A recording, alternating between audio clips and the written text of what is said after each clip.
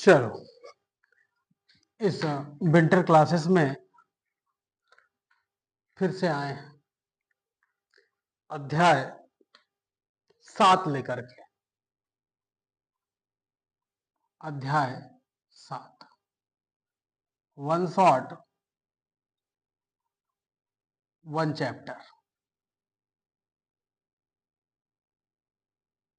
One shot one chapter में निर्देशांक ज्यामिति।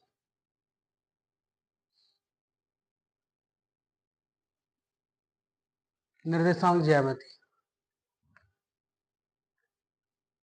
डेट है 25 नवंबर 25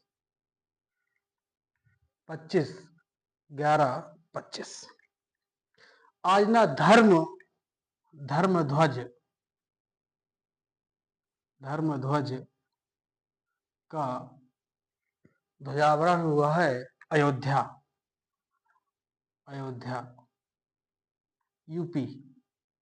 यूपी स्टेट भी है, आज पहने हैं यूपी में हुआ है अयोध्या। धर्म ध्वज बताने का क्या तात्पर्य है? क्वेश्चन कभी भी बन सकता है। सूर्य अंकित है ध्वज पर, ओम अंकित है ध्वज पर, और कोविदार वृक्ष अंकित है ध्वज पर। भगवा कलर और कोविदार वृक्ष और सूर्य, ये है इस पताका की पहचान। संकेत है, प्रतीक चिन्ह है, आपको पता होना चाहिए। 25-11-25 की सीरीज में ये छोटा चैप्टर हो सकता है, लेकिन सबसे इंपॉर्टेंट इसलिए है 5 नंबर का आना है, फ्लैक्चुएट करता है 3 नंबर के ऑब्जेक्टिव 2 नंबर का प्रश्न, या फिर फ्लैक्चुएट करता है 2 नंबर के प्रश्न और 1 नंबर का ऑब्जेक्टिव। मतलब कुल मिलाकर यह कहा जाए, यहां से ऑब्जेक्टिव बनना तय है। या तो 3 मार्क्स का ऑब्जेक्टिव आएगा, मतलब खाली स्थान, सही जोड़ी, सही विकल्प, एक वाक्य के उत्तर कहीं भी, और या फिर 2 मार्क्स का आएगा ऑब्जेक्टिव, खाली स्थान, सही जोड़ी, सही विकल्प, एक वाक्य के उत्तर, सत्य में कहीं भी। तो आपको मिनिमम 2 मार्क्स, मैक्सिमम 3 मार्क्स। 2-2 का अगर आगे प्रश्न तो फिर 1 नंबर का ही विकल्प आएगा। 2023 में ऐसा आया था कि 1 नंबर का विकल्प और 2-2 की है। 24-25 में इस तरह से नहीं हुआ। तो आप लोग देख लीजिएगा, 24 में शायद 1 नंबर का विकल्प, 2 नंबर के प्रश्न आए थे, और 23 में 3 ऑब्जेक्टिव और 2 नंबर का प्रश्न आया था। 25 में 2 नंबर का प्रश्न और 3 नंबर का ऑब्जेक्टिव क्वेश्चन बना था, विकल्प वाले बने थे। और ये जो सीरीज चल रही है, विकल्प सीरीज चल रही है, जिसमें 30 नंबर के विकल्प की तैयारी पूरी तरह से करवाई जा रही है। बने रहिए, देखते रहिए। आपने पीछे की वीडियो अगर नहीं देखे हैं तो पीछे जाकर के देख लीजिएगा।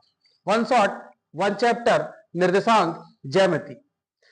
तो निर्देशांक ज्यामिति जो डिपेंड कर रही है वो 2 अक्षों पर है। लंबिक दूरी जो 2 अक्षों से बनी,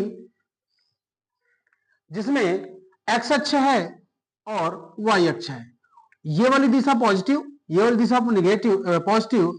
ये हो गया मूल बिंदु, और ये हो गया निगेटिव एक्स अक्ष, और ये हो गया वाई अक्ष का निगेटिव पार्ट। मूल बिंदु। निर्देशांक मतलब क्या?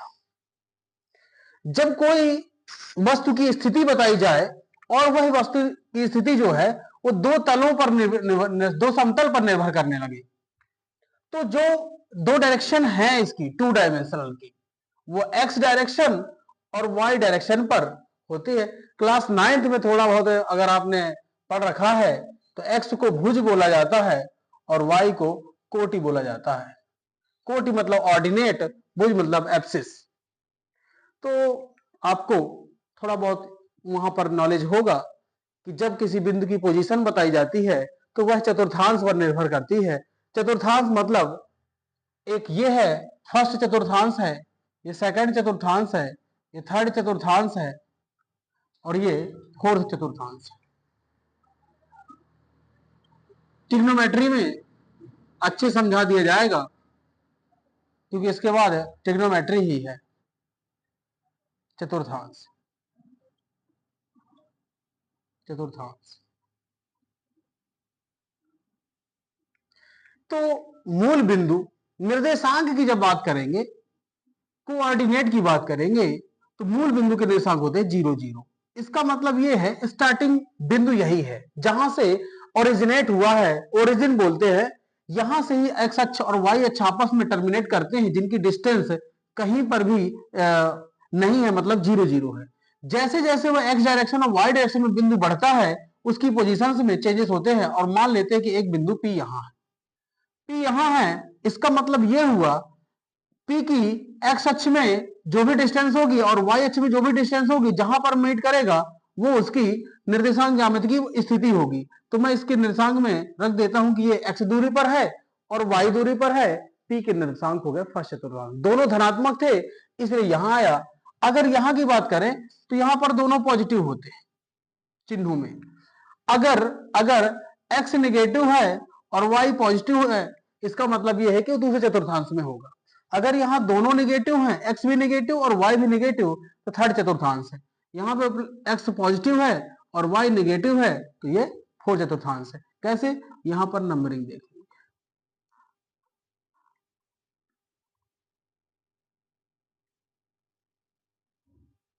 4।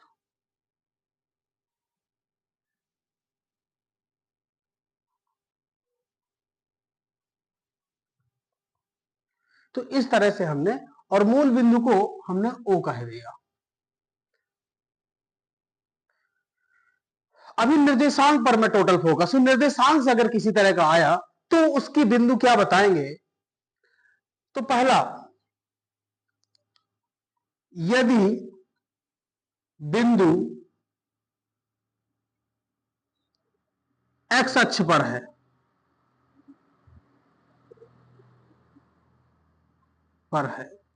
और यदि बिंदु वाई अक्ष पर है। अब ऑब्जेक्टिव क्वेश्चन वहां अगर बन गया कि कोई बिंदु P एक्स अक्ष पर है तो उसके निर्देशांक,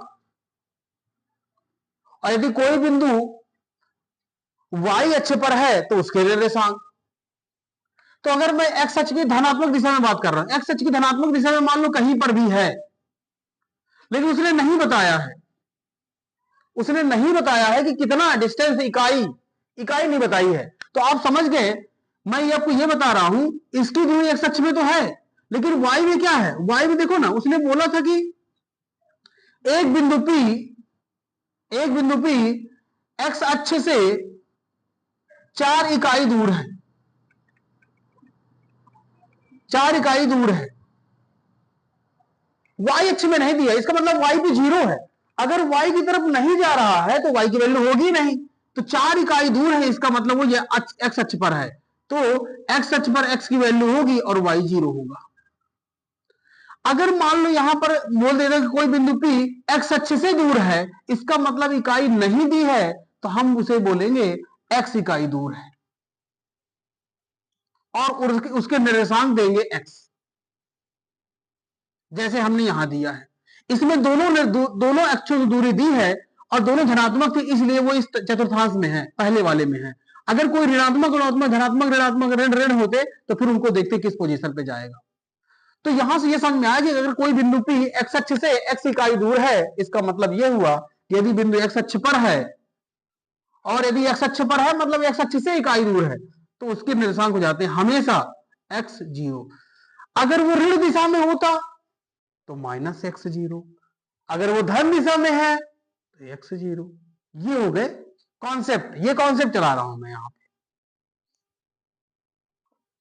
अब इसी तरह कोई बिंदु y अक्ष पर है, अगर कोई बिंदु y अक्ष पर है तो y की वैल्यू होगी, y से मूल बिंदु से y तक की दूरी होगी x अक्ष पर 0। अगर इधर जाने के लिए बोले तो बोले x अक्ष तो बताया नहीं, तो x पर 0 है और y पर है। इसका मतलब ये हुआ, दिमाग में रख लीजिए, अगर कोई बिंदु अक्ष पर स्थित है तो उसी अक्ष का मान होगा और दूसरा अक्ष 0 होगा। जैसे इसने बोला था कि यदि बिंदु x अक्ष पर है तो x का मान होगा और y 0 है, यदि कोई y अक्ष पर है तो y का मान होगा, x 0 होगा। अब आपको समझ में आना चाहिए कि x कहां पे होता है और y कहां पे होता है। मैंने यहां बता दिया x पहले होता है, y बाद में होता है। अगर ऋण दिशा में होता तो फिर ऋण दिशा कर देते। आपको समझ में, ये ऋण दिशा है, यहां मूल बिंदु से इधर ऋण दिशा, ऋण अक्ष, ऋण y अक्ष बोलते हैं इसे, ऋण y अक्ष। अगर आप 11वीं में जब जाएंगे तो बहुत अच्छे समझ पाएंगे। और ये होता है ऋण x अक्ष, इस तरह से। वो धन का x अक्ष हो गया, वो धन का y अक्ष हो गया, ये ऋण का y अक्ष हो गया और ये ऋण का x अक्ष हो गया। क्लियर ना? तो इस तरह से आपने दो बिंदु निपटाए यहां से कि अगर कोई अक्ष पर है तो आप समझ गए। जैसे मैंने बोला बिंदु P, मैंने बोला बिंदु P x अक्ष से 4 इकाई या 3 इकाई दूर है, तो बिंदु के निर्देशांक, तो निर्देशांक हो जाएंगे P x अक्ष से है तो x की वैल्यू रहेगी मतलब 3 0, जहां भी ऑप्शन में हो टिक करके चल देना। क्लियर ना? ठीक है। अब एक प्रश्न आया था 2025 में, जो हो सकता है कि ना बना हो, लेकिन मेरे स्टूडेंट तो लगभग कर लिए होंगे क्योंकि उनको पहले से बता रखा था मैंने। ये आपने नोट कर लिया होगा, नोट नहीं किया तो नोट कर लीजिए, क्योंकि हालांकि मैंने लिखा है अपने अध्ययन में, दे के रखा हुआ है, बताया है अच्छे से, तो मैं इसे मिटा देता हूं। एक दो बार देख लेंगे ना जहां पेपर से पहले पहले, तो मैं बता रहा हूं सब याद हो जाएगा। क्वेश्चन ये आया था, क्वेश्चन ही पढ़ देते हैं। पहले पहले बता देता हूं, मैं पहले बता दूं, ये जो P बिंदु है, ये जो P बिंदु है जिसमें वो x अक्ष से कुछ दूर है और y अक्ष से कुछ दूर है, लेकिन मैं ये बोलूं ये x अक्ष से मान है, ये y अक्ष ने x अक्ष में मान है और ये y अक्ष में मान है। जैसे यहां पर मैं शॉर्ट फॉर्म में बताता हूं,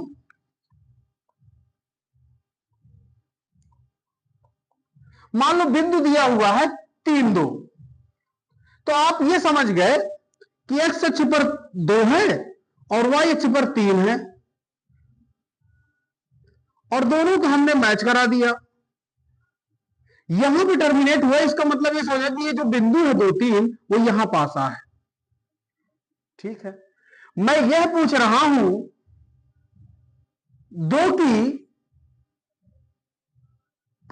की किस अक्ष से दूरी है। जो 2 इकाई है वो x का मान है, लेकिन ये दूर किससे, किस अक्ष से दूर है। अगर आपको 2 यहां बताना है तो आप इस तरह कहेंगे कि ये वाली दूरी है ये, लेकिन आपको समझ में नहीं आ रहा कि आप ये जो दूरी बता रहे हैं ये तो y अक्ष से दूर है x का मान, लेकिन किस x का निर्देशांक,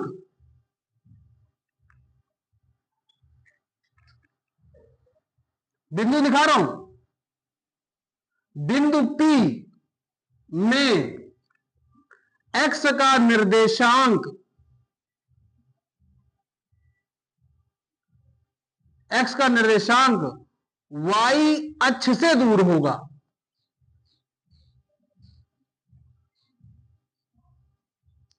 भाई साफ दिख रहा है ना?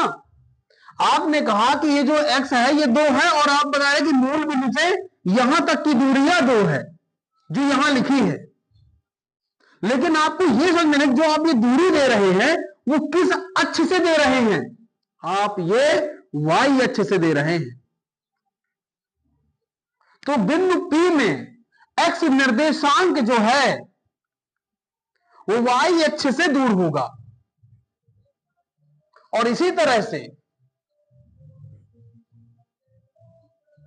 बिंदु P में y निर्देशांक, जो y की वैल्यू है, y निर्देशांक। अब जैसे बोलेंगे आप 3, ये वाला जो 3 है ये आप कहां दिखाएंगे? बोलेंगे सर 3 तो ये वाला यहां है जिसे हमने यहां कहा है, लेकिन आपको दिख नहीं रहा कि ये जो मान है ये किस अक्ष से दूर है? ये x अक्ष से दूर है। बिंदु P में y निर्देशांक x अक्ष से दूर होगा।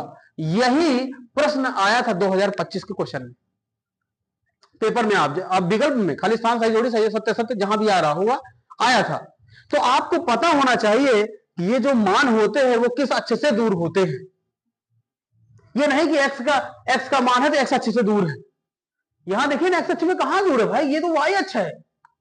अगर आप दिखाना चाहते हैं कि 2 का वैल्यू, तो 2 की वैल्यू ये तो है, लेकिन ये तीर तो देखिए किससे जा रहा है, y अक्ष से दूर जा रहा है। तो आप इस बात को ध्यान रखिए, ये कॉन्सेप्ट है, इसे समझना होगा अच्छे से। जो नहीं देखे वो दिखा दो, उसको बता दो अपने दोस्त को जाकर के कि वो चैनल में डाले हैं, जाके एक बार देख लीजिए। और यदि मान लो पेपर में नहीं भी आता तो आपको वास्तविकता तो पता चल गई कि अच्छा ये कॉन्सेप्ट है, हमें ये पढ़ के जाना है। क्योंकि 11th 12th में ना ये सब कोचिंग में तो बोलते हैं सब पढ़ा हुआ है, सब जानते हो तुम लोग, तो पहले से सीख के जाइए। वन शॉट वन चैप्टर का मतलब ये नहीं है कि आप विकल्प, यहां कॉन्सेप्ट बता करके आपको आगे के लिए भी तैयार किया जा रहा है। और आप लोग फ्री का ले रहे हैं, इससे अच्छा है कि अपने दोस्तों को भी बता दे ताकि वो भी फ्री का ले लें।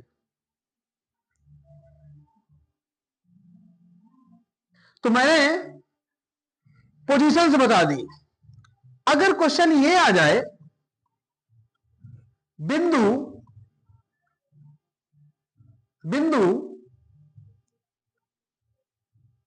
-3 और 2 में P की स्थिति,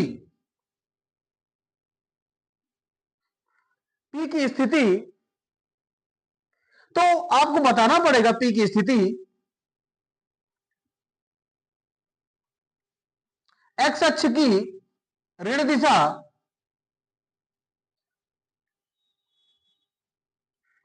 और y अक्ष की धन दिशा में होगा।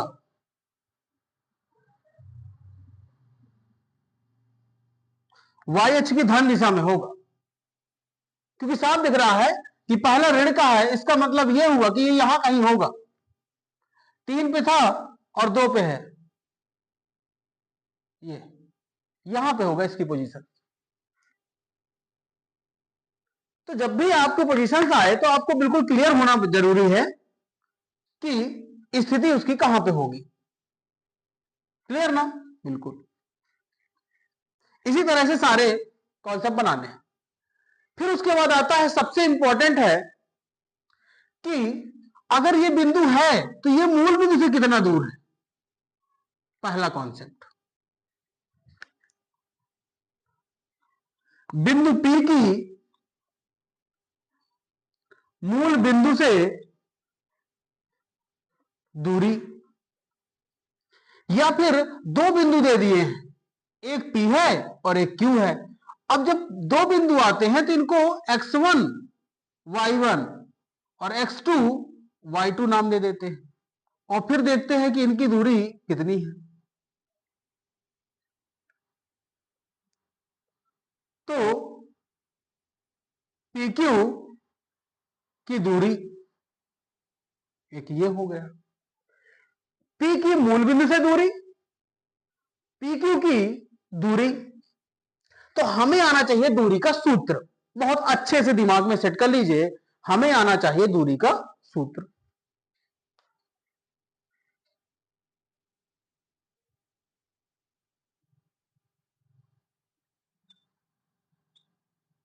दूरी सूत्र, दूरी सूत्र मैं 2 लिखा देता हूं। अगर 2 बिंदुओं के बीच दूरी निकालना है और 2 बिंदु अगर हम PQ ले ले, 2 बिंदु AB ले ले, 2 बिंदु PO ले ले, कुछ भी 2 बिंदु लेना है और कुछ भी ले सकते हैं। हम B के निर्देशांक लेते हैं x2 y2 और A के निर्देशांक लेते हैं x1 y1, अभी जैसे मैंने यहां लिखा है। तो कॉन्सेप्ट सेम रखिए, Q के लेने हैं x2 y2 और P के लेने हैं x1 y1।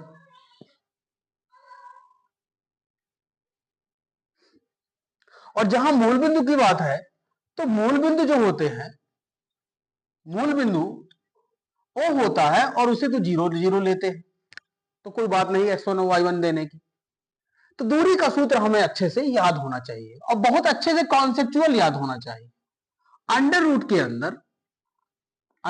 अंदर x2 माइनस x1 का square plus y2 minus y1 का स्क्वायर, और जो भी आएगा वो मात्रक आएगा या फिर इकाई आएगा। अगर प्रश्न में आता है, आपने दूरी निकाला है, 2 नंबर के सवाल में ऐसा आ सकता है एक तो सवाल, तो आपको डायरेक्ट आंसर लिख के नहीं आना। अगर मान लो अगर 3 आ गया या 3√2 आ गया या 3√2 आ गया तो उसके साथ इकाई भी लिख देना, नहीं तो आधा नंबर मार्क्स कटने के चांस हो सकते हैं। या फिर इसी दूरी को दूसरी प्रकार से लिख सकता हूं और लिख करके x1 माइनस x2 का whole square plus y1 minus y2 का होल स्क्वायर। कोई परिवर्तन नहीं होगा, कुछ भी गलत नहीं होगा, आप कोई सा भी फार्मूला यूज कर सकते हैं।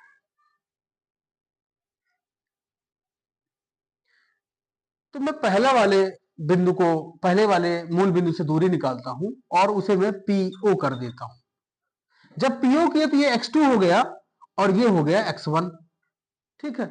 और इसमें मैंने मान रखा, जब x2 का मान रखे तो 0 माइनस x1 का मान हो जाएगा x1 है का स्क्वायर। क्यों?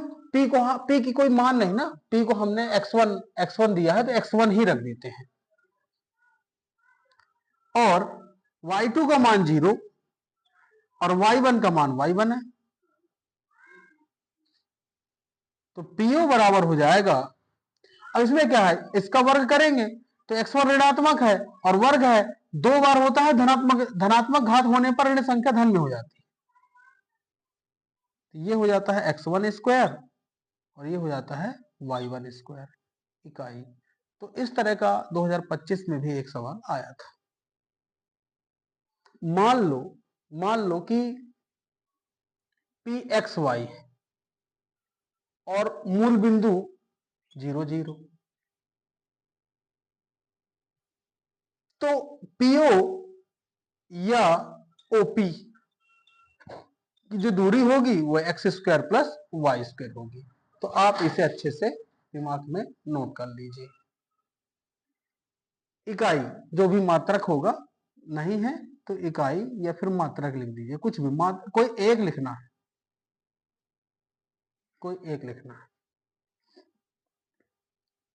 ठीक है। तो दूरी के सूत्र में आपको बिंदु क्लियर होने चाहिए, x1 square plus y1 square, ये मूल बिंदु से दूरी होती है। मूल बिंदु से दूरी के लिए आपने फार्मूला अप्लाई कर दिया। हमें इस कॉन्सेप्ट में समझ में आया कि अगर P के निर्देशांक x1 y1 थे तो x1 square plus y1 square, उसी तरह से हमने जब कहा कि P के निर्देशांक xy हैं तो x square plus y square. बहुत अच्छे दिमाग है, कहीं भी आ जाए, एक वाक्य उत्तर में आ जाता है, खाली स्थान में आ जाता है, सही जोड़ी में आ जाता है, तो आप दिमाग में रखेंगे। मान रखना आपको आना चाहिए, ठीक है। ये हो गया।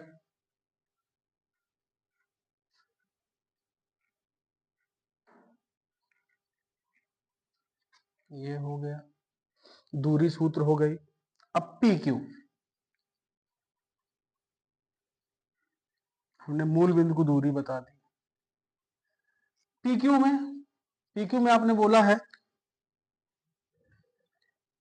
Q x2 y2 है और P, तो फार्मूला ही होता है x2 माइनस x1 का square plus y2 minus y1 का स्क्वायर इकाई अथवा मात्रक। क्वेश्चन ये बोला है यदि P 3 4 तथा Q 2 माइनस 5 है तो PQ की दूरी। अब ये एक वाक्य के उत्तर में आ गया, ये सही विकल्प में आ गया, या बोल दिया कि PQ की दूरी इतना इतना है, सत्य है कि असत्य है। तो अगर आपको निकालते आता है फिर आप निकाल करके चाहे विकल्प में टिक करिए, ऑब्जेक्टिव में, चाहे सत्य सत्य में सही करिए। अगर मिल रहा है तो सत्य है, नहीं मिल रहा तो असत्य है। या फिर एक वाक्य के उत्तर में है तो सीधे मान रखिए कि जितना भी मान आया 5 इकाई, 10 इकाई, 15, तो देखते हैं इसका क्या आता है। ये फार्मूला लिखा हुआ है, फार्मूले में डिसाइड कर लेते हैं और चेंज कर देते हैं। पी क्यू बोला है तो ये x2 y2 के मान हो गए, और p बोला है तो ये x1 y1 के मान हो गए। ठीक है, तो p की जगह 3 है, मतलब ये हो गया x1, ये हो गया y1, ये हो गया x2, ये हो गया y2। तो y2 फार्मूले में x2 बोला है, x2 2 है तो मैं यहां पर रख देता हूं 2, और x1 बोला है, x1 बोला है 3 तो हमने रख दिया 3, ये माइनस लगा हुआ है। फिर y2 बोला है कितना, y2 का मान 5 है, वो भी माइनस का, तो -5 लिख दिया, माइनस लगाया। और x2 का मान है, सॉरी y1 का मान है 4, तो y1 की जगह हमने 4 लिख दिया। अब इसे कर लेते हैं सॉल्व। पी क्यू 3 में 1 घटेगा, माइनस का 1 आएगा, और माइनस का 5 है, माइनस का 4 है, जुड़ जाएगा माइनस का 9।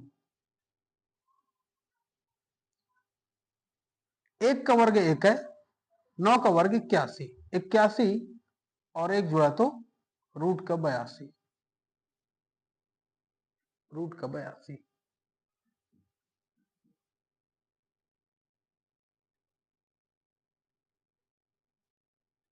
तो इस तरह से आपको पता चल गया।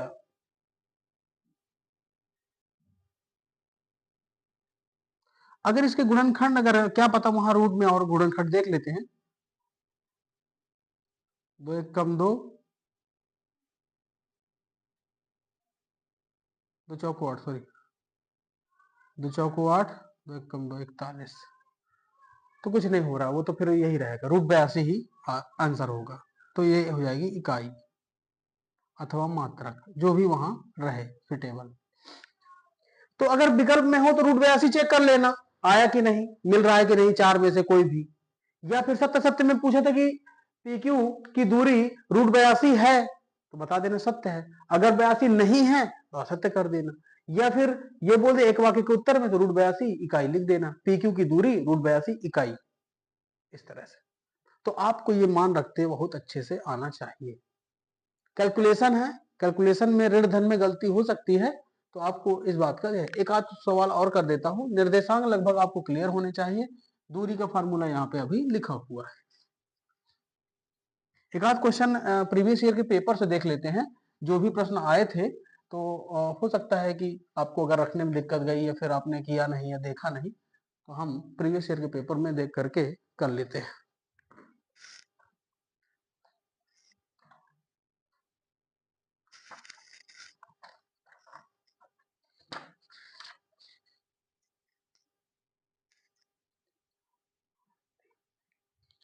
क्वेश्चन आया था 3 2 -2 -3 के बीच दूरी।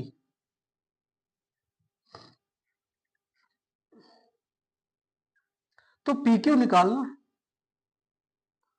x2 - x1 का स्क्वायर, y2 आप भी निकाल लीजिए, आप तो मेरे से पहले निकाल के बैठ जाइए ताकि मिला लें। x2 - x1, y2 - y1, तो q वाला y2 है और x2 है, और ये x1 वाले हैं, तो बोला x2 -2 -x1 3 का स्क्वायर, y2 -3 y1 2 का स्क्वायर, 3 2 5 -5 का स्क्वायर, 3 2 5 -5 का स्क्वायर, पचम 25 और पचम 25, 25 25 50। अगर वहां रूट 50 नहीं दिखा तो इसको भी वो कर देते हैं, 25 गुणे 2 तो 2 का बन जाता है जो जोड़ा, तो 5 हो जाता है बाहर, 25 का जोड़ा बन जाता है और अंदर बचेगा 2।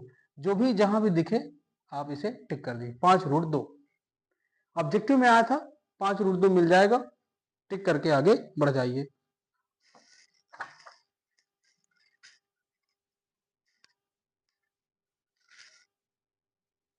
सब दशमलव में लिखे हुए थे, तो आपको रूट 2 का मान पता हो जाए, 1.414, इससे गुणा कर दीजिए, 5 चौको 20, 2, 5 एकम 5 2 7, 5 चौको 20 के 0 हासिल 2, 5 एकम 5 2 7। जहां भी दिख जाए 707 तो आपको कर देना था। अब रूट 2 का मान याद नहीं है तो हम क्या ही करेंगे ना, आपको तो याद होना चाहिए।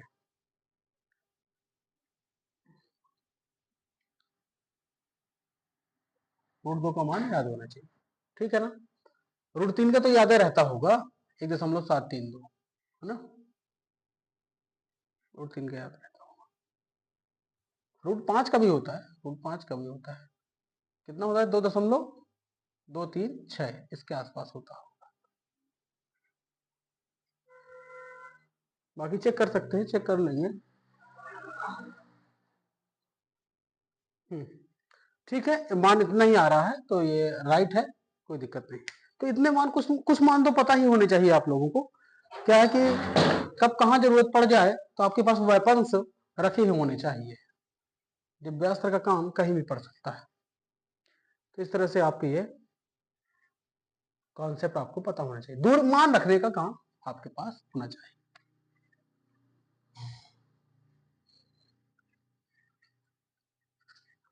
एक क्वेश्चन और जैसे लिखा रहे P 0-3 और Q 3 और 2 लिखा हुआ, -3 2 लिखा हुआ। बोला PQ के बीच दूरी, और तो PQ के बीच दूरी निकालना है, x2 - x1 plus y2 - y1, x2 -2 sorry -3 -x1 x1 0, y2 2 y1 हो गया -3 तो कोष्टक लगा के लिखेंगे, और ये होल कोष्टक तो रहेगा ही जो वर्ग है। -3 का वर्ग करना है प्लस 2, अब माइनस माइनस का गुणा हो जाता है प्लस 3 का वर्ग 3 त्रिकाई 9, 3 में 5 का वर्ग 25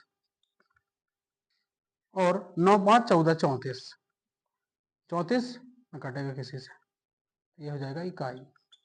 तो इस तरह से आपको पता होना चाहिए कि दूरी दो बिंदुओं के बीच निकालनी है तो किस तरह से निकालेंगे। मूल बिंदु को तो बता ही दिया था, मूल बिंदु को तो कॉन्सेप्ट क्लियर है ना, मूल बिंदु का कॉन्सेप्ट क्लियर है, ठीक है ना। तो ये हो गई हमारे पास दूरी का फार्मूला, आप लोगों को अच्छे से तैयार होना पड़ेगा। एक कॉन्सेप्ट है संरेख। संरेख, अगर वहां पर दो बिंदु दे दिए जाते हैं, तीन बिंदु 3 4 2 1 और 6 5, ठीक है। बोला है कि ये एक ही रेखा पर स्थित है।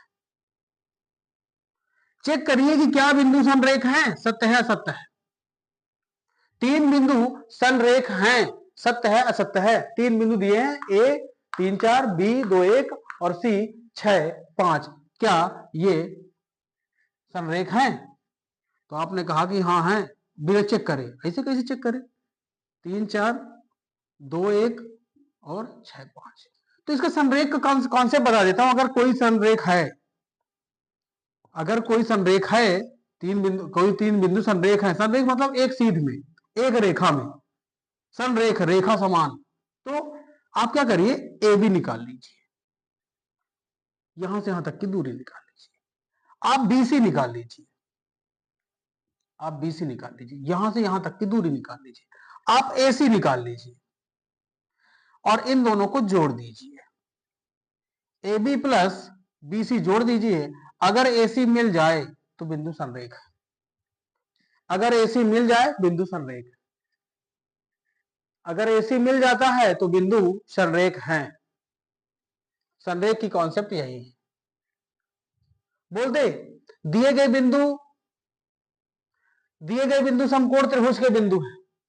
अगर तीन बिंदु दिए हैं, दिए गए बिंदु समकोण त्रिभुज के बिंदु हैं, तो फिर आप क्या करें, तीनों की भुजाएं निकाल, तीनों की जो तीन बिंदु है ना, ए बी ए सी और बी सी, तीनों निकाल लीजिए। जो सबसे बड़ी हो उसका वर्ग कर लेना, पाइथागोरस लगा देनी है। सबसे बड़ी भुजा का वर्ग अन्य दो भुजाओं के वर्गों के योग के बराबर होता है। लंब का वर्ग प्लस आधार का वर्ग। अगर ऐसा कॉन्सेप्ट लग जाए और ओके कर दे तो आप समझ जाना ये समकोण त्रिभुज के बिंदु हैं, है ना। तो आपको तैयार होना पड़ेगा। 3 बिंदु दिए हैं, बोला है ये समबाहु त्रिभुज के बिंदु हैं।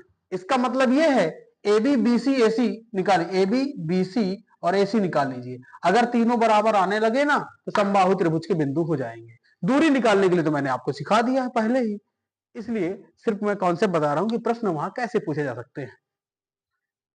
या फिर बोल 4 बिंदु दे दिया, 4 बिंदु दे दिया, 3 4 2 1, 3 4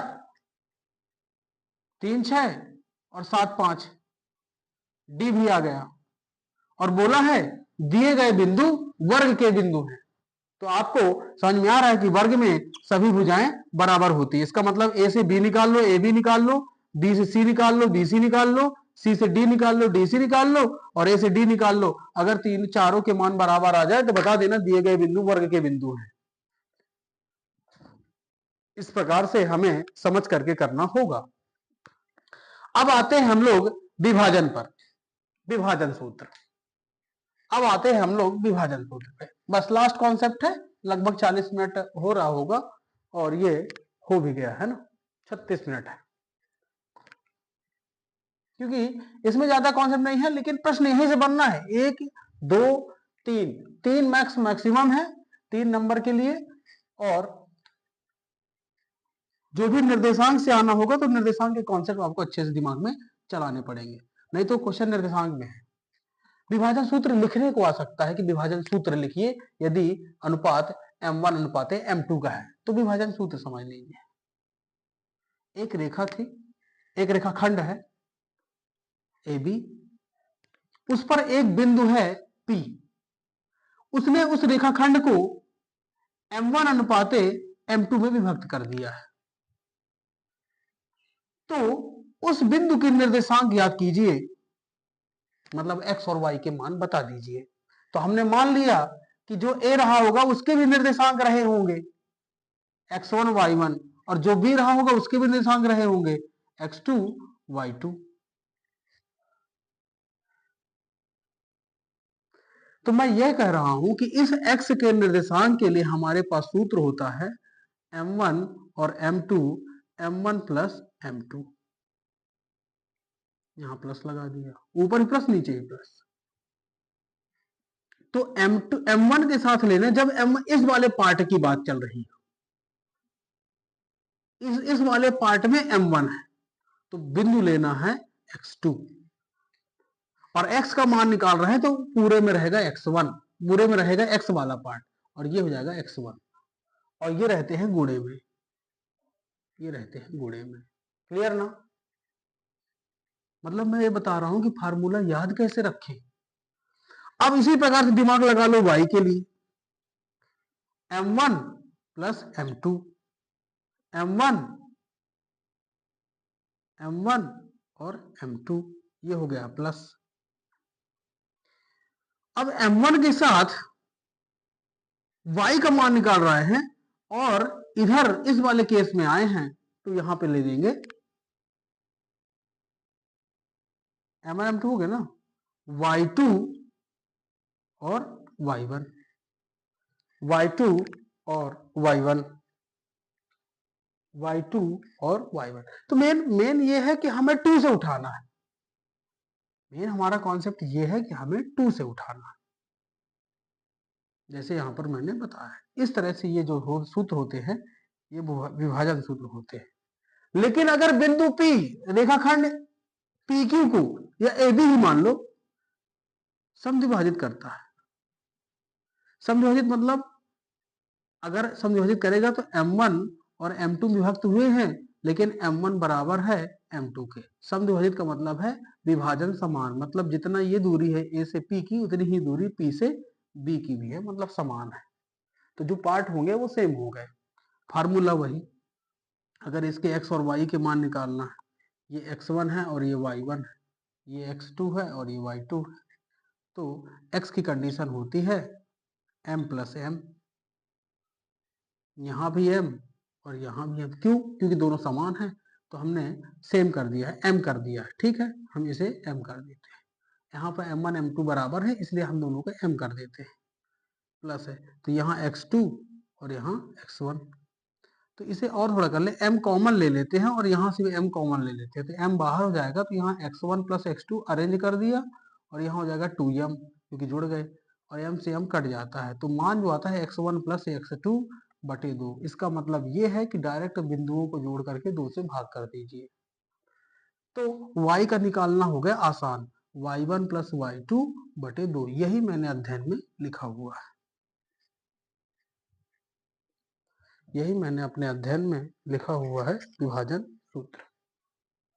और जब बराबर होते हैं तो एक ये भी कह सकते हो कि 1:1 में विभाजित होते हैं। जैसे यहाँ पास है तो ये m1:m2 में अविभाजित है, और यहाँ जब बराबर हो जाता है तो दोनों आपस में m/m या m1:m2 आपस में बराबर हैं, तो m1:m2, तो किसी एक को m1 कर दो तो ये कट जाता है, तो 1:1 हो जाता है, 1:1 हो जाता है। तो इस तरह से आपको इस निर्देशांक ज्यामिति वाले कॉन्सेप्ट में दूरी का सूत्र लगाना है, लगभग पूरा कॉन्सेप्ट दूरी का है। ये वाले फार्मूले हो सकता है कि अगर बोल दे कि एक रेखाखंड AB को एक बिंदु समद्विभाजित करता है तो उस बिंदु के निर्देशांक लिखिए, तो x बराबर x1 प्लस x2 बटे 2 ये है, और y बराबर y1 प्लस y2 बटे 2, ये इस तरह से लिखने को आ सकता है। लेकिन जब वहां उत्तर देंगे, एक वाक्य के मान लो उत्तर में आया हुआ है और उत्तर देना है, तो फिर आपको लिखना, क्योंकि उसने निर्देशांक पूछा है, तो आप लिखना पड़ेगा p x1 प्लस x2 बटे 2 और कामा लगा के y1 प्लस y2 बटे 2, ये हो गए निर्देशांक। जो भी मान, अगर बिंदु दिया हुआ है, अगर बिंदु दे दे कि 3 4 और -5 2 को मिलाने वाले रेखाखंड AB बिंदु P से विभक्त है और समद्विभाजित है। अगर समद्विभाजित है तो आप समझ गए कि अगर मुझे P का निकालना हो मान, तो x और x1 x2 को जोड़ना पड़ेगा, तो x ये हो जाएगा, x1 ये हो जाएगा 3 और x2 हो जाएगा -5 बटे 2, और कामा लगा के लिख दिया 4 प्लस 2 बटे 2, यहाँ हो जाएगा 3 माइनस 5 मतलब आएगा -2, तो -2 बटे 2 कामा लगाया 6 बटे 2, तो P हो जाएगा -1 2 3, तो P के निर्देशांक हो जाएगा -1 और 3। तो यहाँ से आपके कॉन्सेप्ट समझ में आ गया कि इस तरह से समझ, क्योंकि आसान आएगा, वो इतना कठिन नहीं आएगा। एक नंबर के विकल्प में वो m1 m2 वाला नहीं देगा, वो देगा या तो ये समद्विभाजित, नहीं तो दूरी के सूत्र, या फिर मूल बिंदु से दूरी, दो बिंदुओं के बीच दूरी, या फिर x अक्ष पर बिंदु है तो x0, y अक्ष पर बिंदु है तो y0, लगभग यही कहीं कुछ पूछेगा, या फिर बोल देगा कि x निर्देशांक किस अक्ष से दूर होता है, तो x निर्देशांक y अक्ष से दूर होता है और y निर्देशांक x अक्ष से दूर होता है। इस तरह का दिमाग आपको चलाना पड़ेगा। क्लियर है? तो इस क्लास को हमने इस तरह से चैप्टर समझाया है, और विंटर क्लास के सेशन में ये चैप्टर क्लोज होता है। आपको अच्छे से सीख लेना है, बराबर क्वेश्चनों की प्रैक्टिस कर लेना है। पिछले साल के पेपरों में मैं चर्चा कर लेता हूँ, पिछले साल के पेपरों की चर्चा मैं कर देता हूँ। ये है संजय अध्ययन, देख रहे हैं आपने नहीं लिया है, लीजिए, अपने दोस्तों को बताइए ताकि वो लोग भी ले लें और अपने नंबर वो लोग अच्छे करें। आपके टीचर ने पढ़ाया है नहीं पढ़ाया है, इससे कोई लेना देना नहीं है। तुम्हारा नंबर है, तुम्हारी मार्कशीट है, तुम्हारे नंबर जिंदगी भर रहना है, तो वो पढ़ करके बना लो, सीधी सी बात। कौन क्या कहाँ रहेगा किसी को कोई लेना देना नहीं।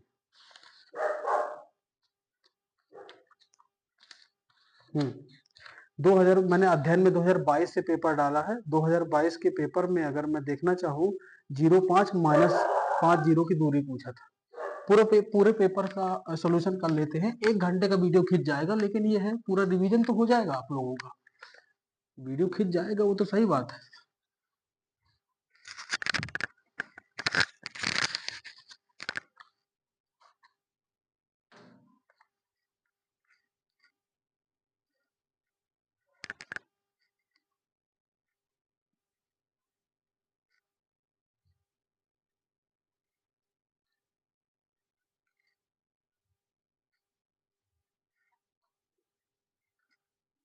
हम्म, 05 और -50 के बीच दूरी,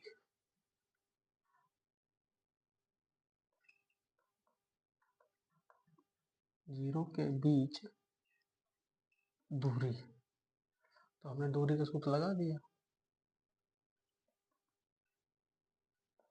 x2 minus x1 y2 minus y1, ये हो जाएगा x1 y1, हो जाएंगे x2 y2, x2 minus x1, x2 हो जाएगा -5, x1 हो जाएगा 0, y2 का मान हो जाएगा 0 और y1 हो जाएगा 5। इस तरह सवाल लगाया हुआ है क्या?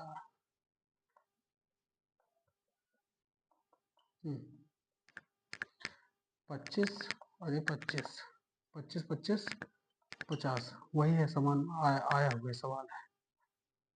25 गुणे 2, ये हो जाएगा 5√2 इकाई। ये 2022 के पेपर में आया हुआ था सवाल। फिर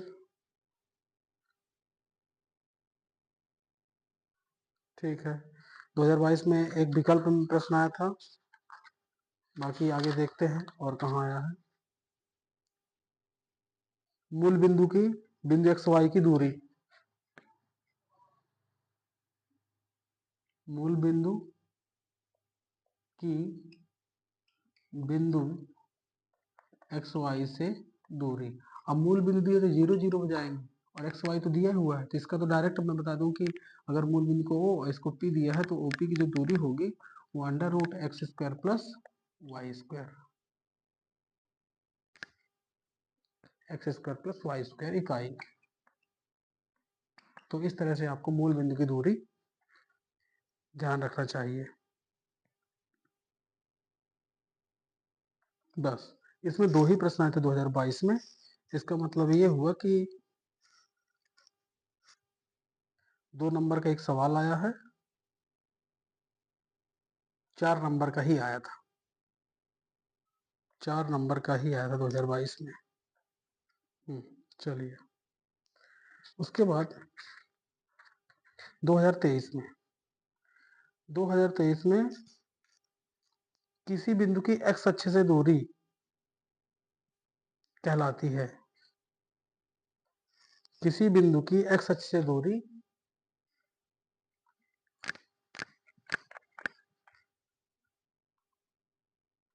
किसी बिंदु की एक्स अक्ष से दूरी कहलाती है। लो, किसी बिंदु की एक्स अक्ष से दूरी कहलाती है। अब खाली स्थान में था, किसी बिंदु की एक्स अक्ष से दूरी खाली स्थान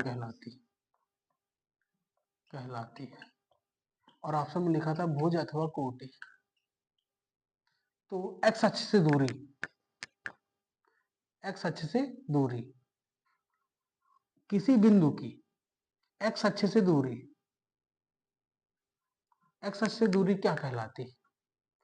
एक्स अक्ष से दूरी है, इसका मतलब वाई का निर्देशांक बता रहा है। भाई अगर एक्स वाई अक्ष से पूछता दूरी, समझिए इस चीज को, कि उसने बोला किसी बिंदु की एक्स अक्ष से दूरी, एक्स अक्ष से दूरी, और यदि एक्स अक्ष से दूर है ये, तो वो क्या कहलाएगी? वो कहलाएगी कोटि, वो कहलाएगी कोटि।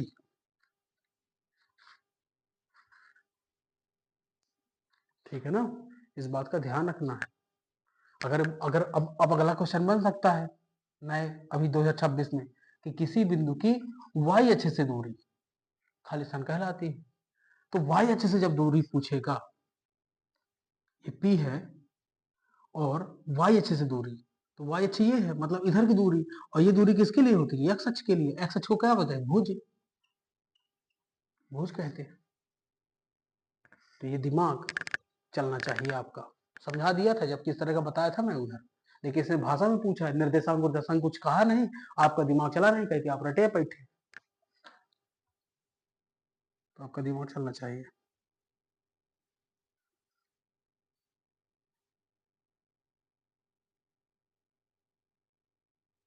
जीरो चार तीन जीरो के बीच दूरी,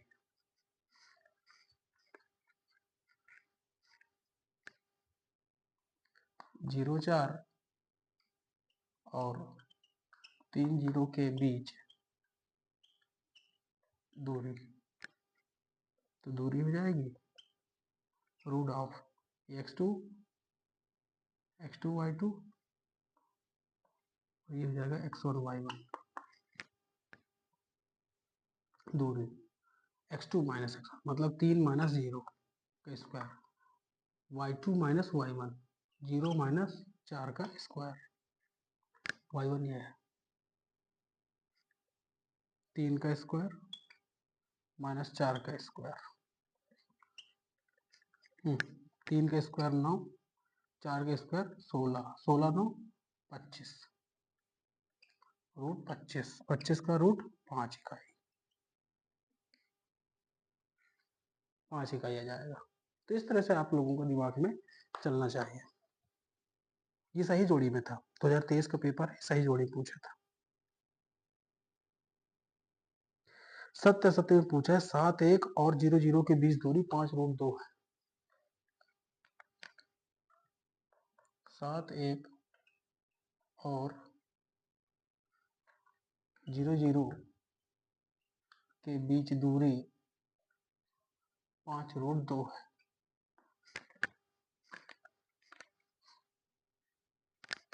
5 रूट 2 है। तो अगर ये x2 y2 है और ये x1 y1 है, तो दूरी हो जाएगी 0 माइनस 7 का स्क्वायर, 0 माइनस 1 का स्क्वायर, 7 7 49 प्लस 1 का वर्ग 1 है, जोड़ेंगे 50, 25 दूनी 50, 5 रूट 2 सत्य है। सत्य सत्य पूछा था कि 5 रूट 2 है कि नहीं, तो सत्य है।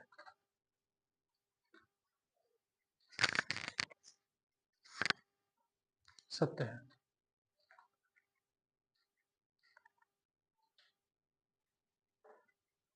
सत्य है। ठीक है ना। तो इस तरह से आपको क्लियर होना चाहिए। ये 2023 का पेपर हो गया। 2024 2024 में मैंने करा दिया है, जिसमें आया था 7.07 लगभग 3 2 और -2 -3 के बीच दूरी, ये करा दिया है मैंने। 2024 का करा दिया है। एक ही क्वेश्चन आया था 2024 2023 में कि 24 में, 2024 में एक ही क्वेश्चन आया था, 2 2 नंबर के 2 सवाल आ गए थे। 2025 में 2 3 4 1 के बीच दूरी, 2025 2 3 4 1 के बीच दूरी, 2 3 4 1 के बीच दूरी,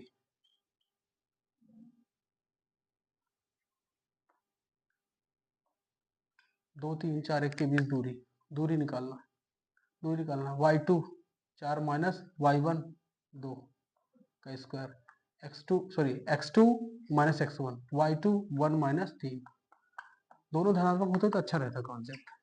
4 में 2 गए 2 का स्क्वायर, 3 में 1 गएगा माइनस 2 का स्क्वायर, 2 दूनी 4, 2 दूनी 4, 4 4 8, 8 को तोड़ा 2 रूट 2 में, 2 रूट 2 इकाई, जो भी आएगा इकाई, इकाई है मात्रक है जो भी, 2 रूट 2 नहीं रूट 8 है लिखा है, तो रूट 8 ही आंसर हो जाएगा।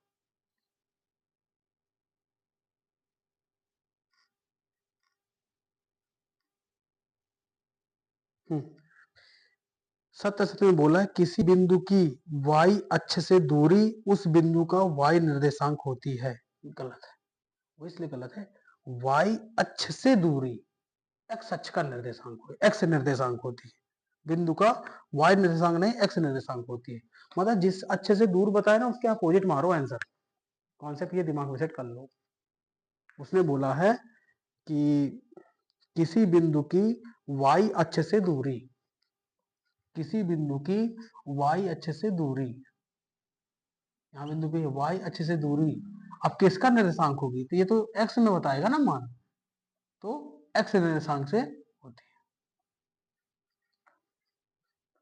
है, x का मान है इसलिए वो x निर्देशांक की होती है। क्लियर ना?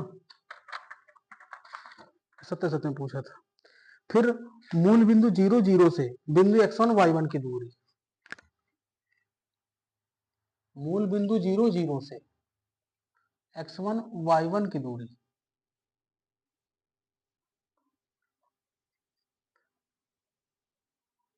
की दूरी,